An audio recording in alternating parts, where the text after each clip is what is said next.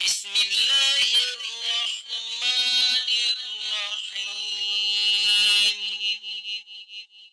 الرحیم۔ جی، سوال کیا جاتا ہے قربانی کے متعلق کہ دودھ دینے والا جو جانور ہے اس کی قربانی کرنی چاہیے یا نہیں کرنی چاہیے، وہ قربانی کو لگ جائے گا یا نہیں لگ جائے گا۔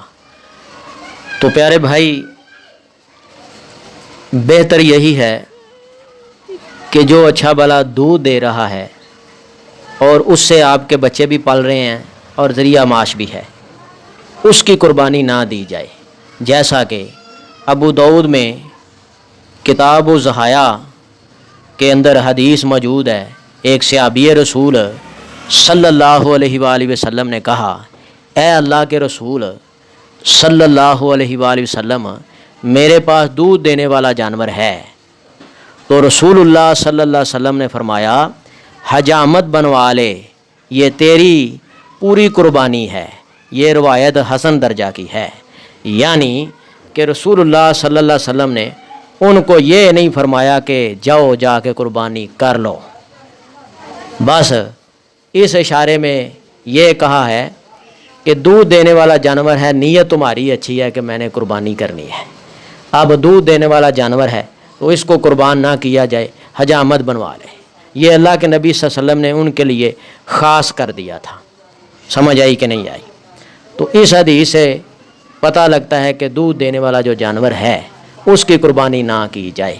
اب آگے وہ والا جانور جو حاملہ ہے، گھبن ہے، جس کے پیٹ میں بچہ ہے، رسول اللہ صلی اللہ علیہ وآلہ وسلم نے ایسے جانور کو ذبح کرنے سے اور قربانی کرنے میں منع فرمایا ہے۔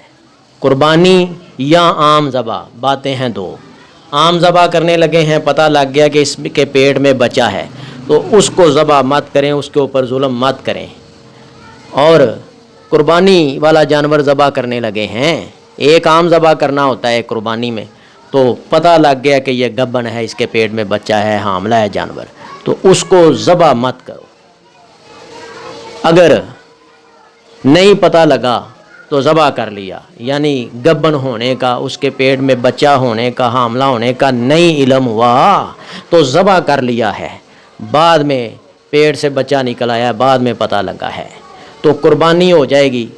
اگر عام ذبح کیا تو وہ بھی جانور حلال ہو جائے گا۔ اب کئی بندے سوال کرتے ہیں کہ اس کے پیٹ میں جو بچہ تھا اس کا کیا کیا جائے؟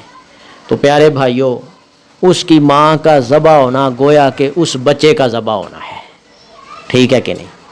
تو اس بچے کا گوشت بھی کھا سکتے ہو۔ صدق اللہ العظیم۔ اگر آپ کو اس ویڈیو سے دینی فائدہ ہوا ہے تو حق بنتا ہے کہ آپ اس اسلامی چینل کو لازمی سبسکرائب کر دیں، لائک کریں اور کمنٹ میں اپنے خیال کا اظہار کرنا مت بھولیں۔